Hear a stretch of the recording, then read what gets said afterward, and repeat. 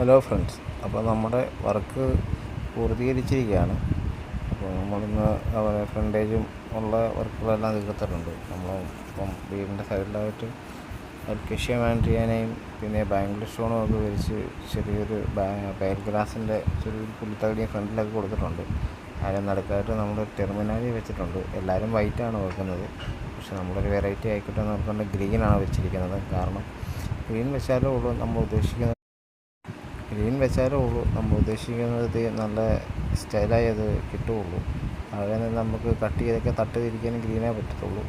അത് നമ്മൾ ഗ്രീനാണ് വെച്ചിരിക്കുന്നത്. അതുകൂടാതെ നമ്മൾ ട്രാവലേഴ്സ് ഫാം വെച്ചിട്ടുണ്ട്. അത് ഭയങ്കരമായിട്ട് വളർച്ചയെത്തി പോകാതിരിക്കുന്നതിന് വേണ്ടിയാണ് നമ്മൾ ചട്ടിക്കകത്താക്കിയത്, ചട്ടി മണ്ണിൽ കുഴിച്ചിടുന്നത്.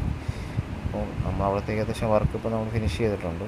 നമ്മൾ അതിനോട് കൂടെ തന്നെ ഫിംഗർ ഏരിയയും പിന്നെ ഡ്രസ്സിനായും ഒക്കെ നമ്മൾ ഫ്രണ്ടിൽ തന്നെ വെച്ചിട്ടുണ്ട്. അതിപ്പം നമ്മൾ വെച്ച് കുറച്ച് ദിവസങ്ങൾ കഴിഞ്ഞാലേ ഉള്ളൂ നമുക്ക് അതിൻ്റെ ഭംഗി അറിയാൻ പറ്റത്തുള്ളൂ. ഇനി നമുക്ക് ചരടുകളെല്ലാം വലിച്ച് മാറ്റി കുറച്ച് സ്ഥലം കൂടെ സെറ്റ് ചെയ്യാനുണ്ട്. അതോടെ സെറ്റ് ചെയ്ത് കഴിയുമ്പോൾ ആ വീടിൻ്റെ വർക്ക് പൂർത്തിയാവും.